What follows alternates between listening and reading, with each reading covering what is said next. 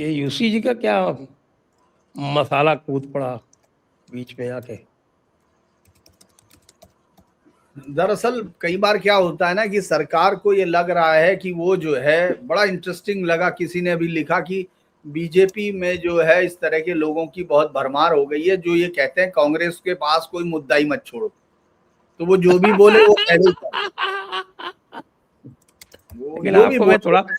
थोड़ा मैं आपको इसका वो दे देता हूँ बैकग्राउंड, क्योंकि आज मैंने वो जो एक केस चल रहा है सीजेआई के यहाँ, वो आबिदा आबिदा सलीम का। आबिदा सलीम तड़वी वाला, हाँ हाँ, वो उस वाला केस। आबिदा सलीम तड़वी के साथ में एक दूसरा केस और ये आईआईटी दिल्ली से रिलेटेड एक Amit Kumar versus union of India, वो चल रहा है आपके जस्टिस पार्टी वाला के कोर्ट में। तो जस्टिस पार्टी वाला जो कोर्ट जो है वो अभी पेंडिंग है, उसमें उनको नेशनल टास्क फोर्स बनाने का लिखा है। और ये जो है को के 2019 में इसको फाइल किया गया था और 2023 तक इसमें सर्विस ही नहीं हुई थी।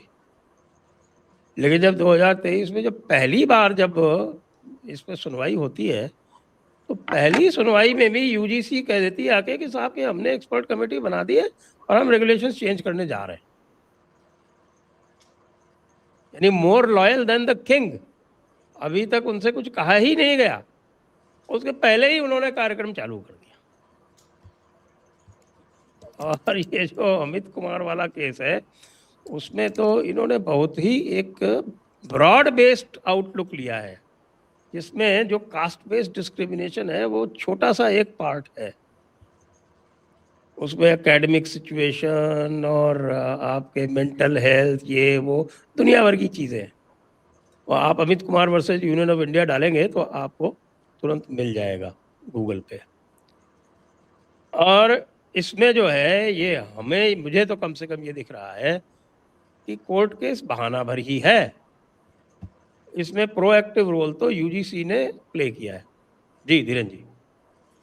देखिए, ये तो सीधी सी बात है कि आप ऐसा कोई भी अगर आपने रिकमेंडेशन दी, मान लीजिए कोर्ट के उसमें ही दी, तो आपके लॉयर को काउंटर तो करना था ना। मान लो कोई ऐसी चीज आती, गाइडलाइन आती है, तो आप खुद ही लेके आगे और आप ये कहने लगे कि साहब हम लोगों को तो कोर्ट ने कहा है। मुझे लगता है कि इनके पास इनके बहुत शानदार वकील हैं जो इनको ममता बनर्जी की राय में भी यही देते हैं कि चलिए कोर्ट से निपटाते हैं इसको, सड़क पे निपटाने की जरूरत नहीं, चलिए कोर्ट वाला है वो हल कर देगा। उनको लगता है कि जैसे जनता सिर्फ आंखें बंद किए हुए देख रही है। इसको तो कोई दो तरह से आप देखते हैं, तो सामाजिक तौर पर ये देश, खुद आप कह रहे हो कि बटेंगे तो कटेंगे, आपका मुख्यमंत्री सब जगह जा जाके कह रहा है, गा रहा है वो कि बटेंगे तो कटेंगे। और फिर वो तो हुआ पहली चीज। दूसरा, आप जो है मौजूदा समय के जो सामाजिक जो हिंदुस्तान का ढांचा है उसके प्रति भी आंख बंद किए हुए बैठे। तो ऐसा लगता है जैसे हार्वर्ड से आके इनके हाथ में किसी ने फाइल थमाई और ये घुटनों के बल गिर गए। जैसे पहले कहा जाता था, मैंने दरअसल अगर आप अफ्रीकन लिटरेचर देखेंगे तो उन सारे लिटरेचर्स में जो लोग जहां वहां अफ्रीका में रहे हुए इंग्लिश लोगों ने लिखा है, तो वो सब जगह ले आते हैं कि जैसे ही वो गोरे आदमी को देखता है तो वो अफ्रीकी पैरों में लेट जाता है, उसके बाद वो अपना दिमाग नहीं चलाता है, वो जो वो कहता है वो करता है। ये हार्वर्ड से आए हुए विद्वानों की कहानी लेकर इनको लगता है सब ये सब चला रहे हैं, और वो सीधा सेम टू सेम। मैं आज जब बातचीत हुई कई जगह मैंने देखा संजय जी, तो मैंने ये निकाल के देखी और आप हैरान हो जाएंगे, सेम टू सेम है। वो आदमी जो कह रहा है लगभग यही इन्होंने कर दिया। वो कह रहा है कि अमेरिका में वोकिज्म ये कर रहा है, ये सीधा वही कर रहे हैं। और आप सोचिए और वो आपने वो जो ट्रेनिंग मैनुअल जो है वो जेंडर वाली, वो भी देखी होगी आपने। वो पूरी वोकिज्म की मैनुअल है पूरा। मैं यही तो कह रहा कि ये कह रहा है कि इस तरह का एजेंडा चल रहा है, इन्होंने बता दिया कि हम तो उसी एजेंडे के आदमी हैं, आप समझ ही नहीं रहे हमको। दरअसल आप ये सोचिए 10 से 20% जो जनरल कैटेगरी के, मान लीजिए, चलिए देखिए इस देश ने ये भी एडजस्ट किया कि ठीक है, एक तरफ तो आप ही ने कहा कि साहब वो हमारे पे सालों से अत्याचार कर रहे हैं, हमारे मंदिर तोड़ रहे हैं, तो साहब उनके बच्चे जो कह रहे हैं हम गजनबी की औलादे हैं, वो कह रहे हैं, तो आप कह रहे नहीं नहीं इनके साथ ऐसी बातें नहीं हो सकती क्योंकि इनके पूर्वजों ने जो किया उसकी जिम्मेदारी इन पे नहीं है। दूसरी तरफ मैं जानता भी नहीं मेरे पूर्वजों ने क्या किया, क्योंकि वो कोई कोडिफाइड तो है नहीं। गांव में था तो वो सब बदल गया, मान लो गांव में था, आप देखते होंगे कि भाई बहुत जगह जाति को लेकर रहा होगा, लेकिन आज के समय मैंने तो देखा नहीं कि ना कभी आपने अपने बच्चों को कहा होगा, ना मैंने कहा, ना हमसे पहले किसी ने कहा कि भाई आप किसके साथ घूमोगे, उसकी जाति क्या होगी। देखिए मेरे तो सबसे पहली जो जाति की कॉन्शियसनेस आई वो जब मेरी पहली पोस्टिंग हुई जोधपुर में, तब पहली बार कॉन्शियसनेस आई कि भैया जाति भी कोई खास चीज होती है। नहीं, बाकी ज्यादातर लोग बाकी मैं गवर्नमेंट कॉलेजेस में ही पढ़ा, कहीं कुछ ना तो दिखाई पड़ा ना कुछ महसूस हुआ। किसी के साथ यदि होता हो तो किसी ने कोई शिकायत भी मेरे समक्ष नहीं आई। उसके बाद फिर मैं कॉलेज गया, जो वो भी गवर्नमेंट कॉलेज था, उसमें रिजर्वेशन भी था SC ST का, लेकिन 4 साल मैंने पूरी इंजीनियरिंग वहां से कंप्लीट की, कोई आइडिया नहीं लगा कि कौन इसमें SC है कौन ST है, कतई नहीं। अरे एक भाई जरूर आया था कि भाई एक हमारा जो भाई था वो कोई गायब हो गया था अचानक, तो उसके बारे में इन्वेस्टिगेशन हुआ, पता चला कि साहब की वो शायद कोई ट्राइबल है उड़ीसा का, तो उसको कोई बहुत कॉम्प्लेक्स वगैरह हो गया, इसलिए वो गायब हो गया था। फिर उसको लाया गया वापस, कुछ रिहेबिलिटेट किया गया इत्यादि। तो साहब एक तो वो स्थिति थी। आज पहले दिन से घुट्टी में पढ़ा देते हो जी। नहीं, मैं तो उन चीजों को देख रहा हूं कि आप इसका रिपरकशन क्या हो, आपकी सोसाइटी में क्या होगा। कि आप ये सोचिए, आपने 10-20% आदमी को पहले से तय कर दिया कि चाहे तुम कुछ भी करो, हो तो तुम बदमाशी, तुम चाहे कुछ भी करो, वो सुबह आ रहा है वो डरा। और फिर स्कूलों की लड़ाई, मेरी समझ में नहीं आ रहा कि ये लोग पढ़ के आए नहीं, कॉलेजों से आए कि नहीं, यार इनका क्या है। क्योंकि स्कूल में तो 50 बार सिर्फ इस बात पे बस्ता रखने पे झगड़ा हो जाता था कि यार पहले किसने रख दिया। और आप उसमें अगर आपने ये बता दिया कि, और सबसे बड़ा कारण इन्होंने क्या किया कि साहब वो झूठी शिकायत पे कोई वो नहीं, तो यार ये तो शर्त लगा के करेंगे कि तूने कितने लड़के को किया, तूने कितनों के कैरियर खराब किए, कि तूने कितने को।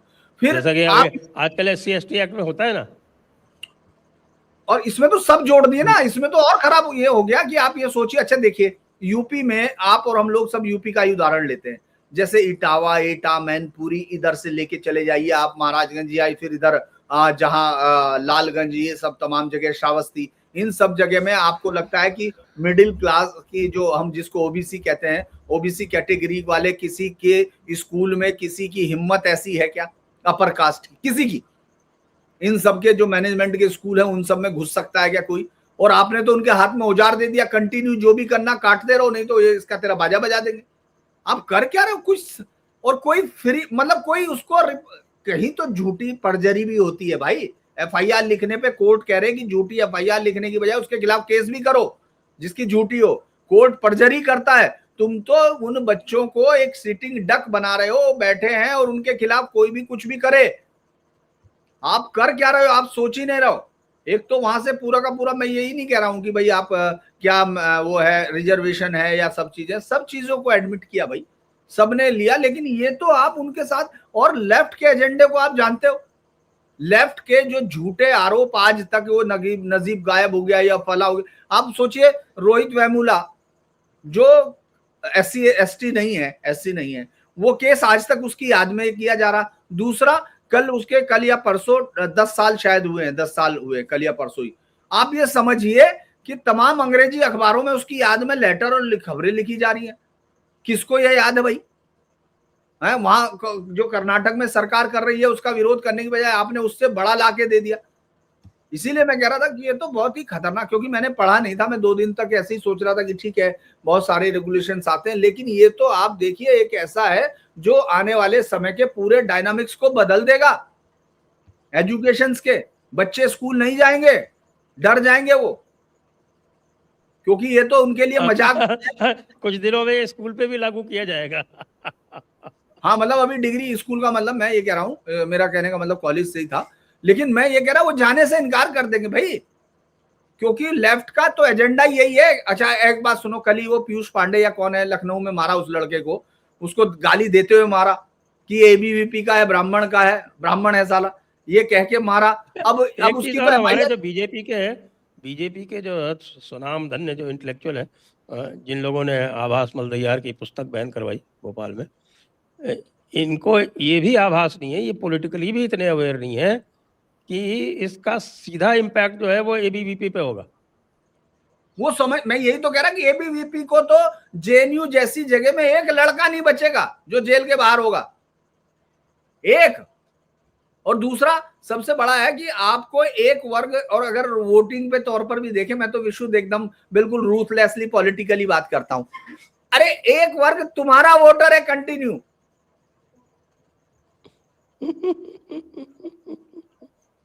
उसको तो भाई अखिल या आरजेडी या एसपी या दूसरी रीजनल पार्टी जो अपर क्लास है या जो सवर्ण है, उनको गालियां क्या देती है कि ये बीजेपी के लोग हैं, लेकिन इतना नुकसान तो उनको गाली खा के नहीं हुआ जितना उनको तुमको वोट दे के हो गया। और इसका कोई रेशनल नहीं ना, कोई आइडिया नहीं, बेसिकली ये तो क्रिमिनल एक्ट है इस सरकार का, एक पूरे उन लोगों के खिलाफ, एक क्लास के खिलाफ सीधे तौर पर क्रिमिनल एक्ट है, क्योंकि तुम उनकी नस्लीय उसको खत्म कर देने का सबसे बड़ा काम कर रहे हो कि वो किसी भी तरह से यहां, अरे भाई आप कितना करोगे यार, रिजर्वेशन उसने, ठीक है भाई, मेरिटोक्रेसी गायब हो, ठीक है कोई बात नहीं, जाने दीजिए, आप खुद ही कर रहे हो कि 40 नंबर पे पास होगा यार, क्या कर रहे हो तुम, -40 पे, वहां -40 पे,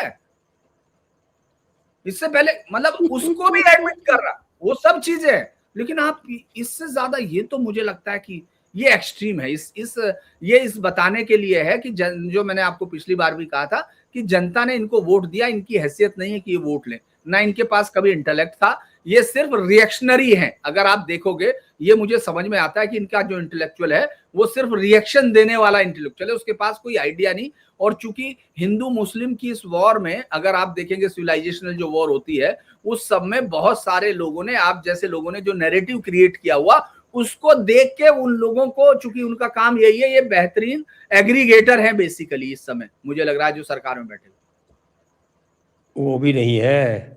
यदि आप इसमें पूरा में यूजीसी का रोल देखोगे, सेंट्रल गवर्नमेंट का रोल देखोगे, तो उसमें कोई ओवरसाइट ही नहीं है। अनुपम जी, आपके क्या ऑब्जर्वेशन? जी मेरा तो, मैं तो कॉलेज से मतलब तब भी मुझे भी तो हो गया 7-8 साल, लेकिन मैं तो कॉलेज से निकल के ही आ रहा हूँ। तो एक तरीके से देखें तो कॉलेज में मान लीजिए अगर एक लड़के ने किसी दूसरे लड़के को कर दिया, अब अबे साले अगर कह दिया, तो कहने का मतलब है कि उसे लगेगा कि नहीं, मेरी जाति के कारण मुझे ऐसा कह रहा है, तो फिर वो उसके खिलाफ शिकायत कर सकता है। और दूसरा, प्रधानमंत्री हमेशा बोलते रहते हैं कि वो चाहते हैं कि लोगों के जीवन में सरकार का कम से कम दखल हो। एक बार नहीं, कम से कम 100 बार प्रधानमंत्री को हमने बोलते सुना है, और कई क्षेत्रों में ऐसा हुआ भी है कि उन्होंने सरकार का दखल जो है वो कम किया है। वो गेमिंग इंडस्ट्री के लोगों के साथ उनकी मीटिंग हो रही थी, उन्होंने कहा कि साहब एक रेगुलेटरी बना दो हमारे लिए, उन्होंने कहा कि आप लोग ऐसे ही काम कीजिए कि अभी सरकार का दखल नहीं है, ये ज्यादा अच्छा है। लेकिन ये तो सीधा सीधा कैंपस के भीतर आइडियोलॉजिकल वॉरफेयर को बढ़ावा देने वाला एक पूरा का पूरा ये नियम है। मान लीजिए, एक तो सबसे ज्यादा तो वो जॉर्ज ऑरवेल की थॉट पुलिस ध्यान है आपको? वो इतना जो नजर रखती है, सुबह उठो वो करो ऐसा, और उसको टीवी के सामने से इधर उधर नहीं हो सकता, और आ रहा है big brother is watching continue. और पश्चिम में तो वो DEI चल भी रहा है ना, वो क्या है, डाइवर्सिटी, इक्विटी, इंक्लूजन, ये सारी चीजें। तो ये पश्चिम में जो DEI चल रहा है, ये एक तरीके से कह लें कि उसी की अंध नकल में ये लोग जुट गए हैं, और ये बना रहे कि अब वो स्क्वाड्स बनेंगे, वो लोग कैंपस में घूमते रहेंगे और देखते रहेंगे कहीं कोई ऐसा भेदभाव और नहीं हो रहा। एक्सप्लिसिट और इम्प्लिसिट, अगर आपके मन में भी कहीं आ गया तो उसको भी वो भापेंगे साहब, के मन में आ गया आपके।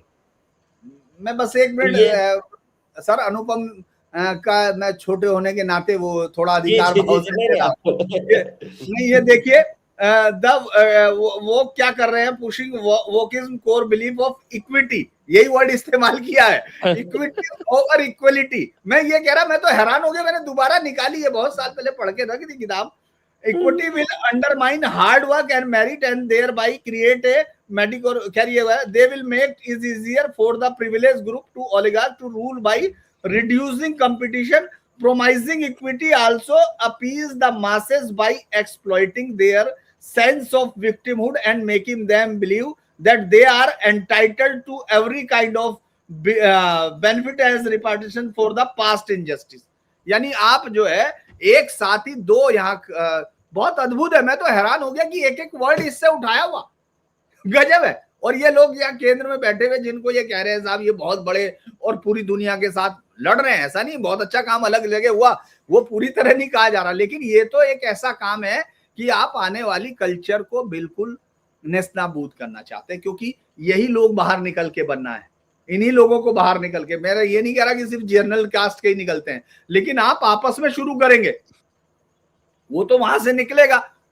चलिए छोड़ दीजिए, मान लीजिए अपर कास्ट ने छोड़ भी दिया, आपने इसमें दुनिया की जो दुनिया के किसी भी देश में सबसे बड़ी, दुनिया के सबसे बड़े देश मुस्लिम आबादी को यहां रख के उसको भी कह रहे हो मतलब गजब हो गया यार, मजाक हो गया। जी सर कंटिन्यू।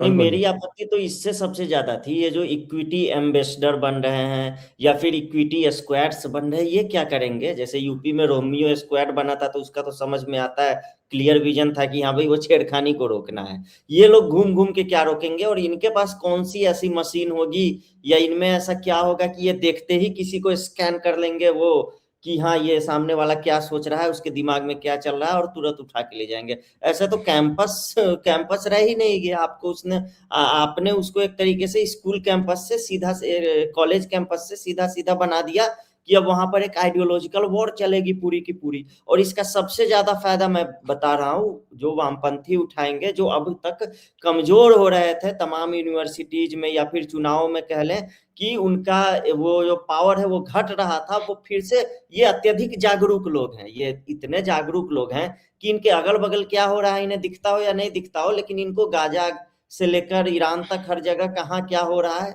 ईरान तो नहीं दिखता है लेकिन गाजा वाजा जो है वो आराम से दिख जाता है। तो ये लोग जो अत्यधिक जागरूक लोग हैं, इन्हें पता है कि कोर्ट हमें कब जाना है, इनके लिए कोर्ट भी तुरंत खुल जाती है, इनके लिए तमाम जो नियामक संस्थाएं हैं वो भी तुरंत खुल जाती है, वो वहां पे तुरंत शिकायत लेके पहुंच जाते हैं।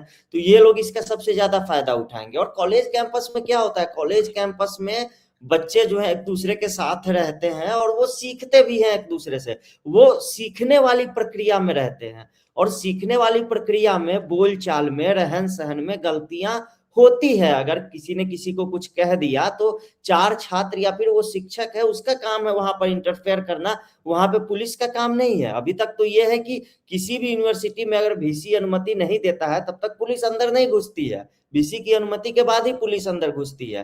तो जब वो सीखने की प्रक्रिया में या उस उम्र में है और उस उम्र में आप उनको पुलिस कानून कोर्ट वाले अगर जंजाल में फंसाएंगे तो आप सोचिए कि आप कितनी बड़ी गलती कर रहे हैं, वो भी उस पीढ़ी के साथ जो आगे चलकर नीति निर्माता बनेगी या फिर तमाम कंपनियों में वो बड़े बड़े पदों पर जाएंगे तो वो किस तरह की विचारधारा को प्रमोट करेंगे। क्योंकि ये सबसे बड़ा, इसमें सबसे बड़ी खामी ये भी है कि अगर किसी ने गलत शिकायत कर दी तो उसका क्या। जब भी कोई कानून बनता है तो आजकल ये भी ध्यान में रखा जाता है कि अगर किसी ने गलत शिकायत कर दी तो उस पर भी दंड लगना चाहिए, उस पर भी जुर्माना लगना चाहिए, उसके साथ क्या होना चाहिए। इसमें कहीं ऐसा प्रावधान नहीं है कि किसी व्यक्ति ने 100 बार अगर गलत शिकायत कर दिया और फंसा दिया 100 लोगों को और बाद में पता चल भी गया कि इसने 100 लोगों को फंसाया है तो उसके लिए आपको सीधा हाई कोर्ट और सुप्रीम कोर्ट ही जाना पड़ेगा उसमें नया नियम ऐड करवाने के लिए। ये जो डॉक्यूमेंट है इसमें कहीं से कुछ नहीं है कि उस पर कहीं भी किसी भी प्रकार की कार्रवाई होगी। और सबसे ज्यादा छात्रों से ज्यादा डरे बेचारे प्रोफेसर, और खास करके वो प्रोफेसर वो अपनी जान बचाते घूमेंगे। वो तो है कि वो तो छात्रों को डांट भी देते हैं या फिर कह लें कि बेवकूफ बेवकूफ कुछ भी बोल देते हैं। भाई एक टीचर जो होता है वो छात्रों के भीतर एक सहनशीलता का भाव जो है वो भी बढ़ता है, कि डिसिप्लिन का भाव है वो भी बढ़ता है। वो सिर्फ ब्लैक बोर्ड पे, आजकल व्हाइट बोर्ड पे भी सिर्फ पढ़ाना काम नहीं है शिक्षक का, वो गढ़ता है कह लें कि छात्र को। अब वो शिक्षक बेचारा खुद डरा रहेगा। आप जो कह रहे हैं ये तो भारतीय परंपरा है ना, ये हमारे इसमें थोड़ी फिट होती है वेस्टर्न फ्रेमवर्क में। जी अनुपम जी। हाँ जी हाँ, वही तो, ये खत्म हो जाएगी ना पूरी तरीके से कॉलेज कैंपस में से। अब छात्र शिक्षक ने, अब मान लीजिए वो छात्र जो है वो कुछ पढ़ के नहीं आया और शिक्षक वो टॉपिक पढ़ा रहा है और फिर उसने कुछ पूछ दिया, इसने नहीं बताया, इसने बोल दिया अरे बेवकूफ हो क्या या जाहिल हो क्या, जाहिल ही रहोगे क्या हमेशा, बड़े होकर कुछ करोगे नहीं क्या, करो क्या, या मान लीजिए ये बोल दिया कि बड़े होकर क्या करना है, ये नालियां साफ करनी है, या फिर तुमको कुछ ऐसा उसने कह दिया ये बताने के लिए कि पढ़ाई का महत्व क्या है, या फिर कोई अधिकारी बनना है, कुछ ऐसा बनना है, तो हो गया। वो तो जाके कह देगा कि मैं दलित हूँ इसलिए मुझको नाली साफ करने के बारे में बोला, जबकि उस शिक्षक को एट द मोमेंट पता नहीं है कि सामने वाला सवर्ण है कि दलित है कि क्या है। तो बेचारे प्रोफेसर है, वो जान बचाते हुए भागेंगे इसके बाद से, मतलब ऐसे। और खास करके वो पीएचडी वाले जो है, तो उनका तो सीधा इंटरेक्शन रहता है छात्रों से, तो वो तो सबसे ज्यादा कह लें कि इसमें वो घूमेंगे। और अभी इसमें एक वो किस्सा आया था ना कि कौन भाई साहब है वो 11 साल के बाद भी मेडिकल कॉलेज क्लियर नहीं कर पा रहे वो लेकिन 17 साल हो गया उसको, 17, वो यूपी का है, वो कानपुर में। वो कह रहा मेरे पिताजी चाहते हैं कि मैं बनूंगा। तो ना भाई, और ऐसे बहुत सारे हैं जो सुसाइड नहीं हुए, उनमें से ज्यादातर केस वो थे, बहुत सारे केस मिले ऐसे। अभी आईआईटीज में पिछले कुछ समय डाटा आया था, आपको याद होगा, जिसमें कितने सारे आईआईटीज में पेंडिंग्स पड़े हैं, अब उनको हटा भी नहीं पा रहे। सवाल ये भी नहीं है, ये किसी पे तर्क की बात ही नहीं हो रही, बात ये हो रही कि आप जो बेसिक ह्यूमन राइट्स है, विधि के समक्ष समानता है, ये सब चीजें तिरोहित हो गई इसमें। अलग से बना देना, अलग से आईआईटी आईआईएम सब कुछ बना दे कि ये SC ST IIT, OBC IIT, हाँ, इसमें क्या महिला दिक्कत है? आईआईटी। वो उसमें उसी वर्ग के शिक्षक भी रखे जाए। हाँ, सारे शिक्षक वो रखें और वहां फिर ये नियम लागू कर दें। नहीं, फिर वो तो कास्टलेस हो तो जाएगा नियम ना, की फिर तो वहाँ जरूरत ही किसी नहीं है तरह का भाई, डिस्क्रिमिनेशन वहां होगा ही नहीं।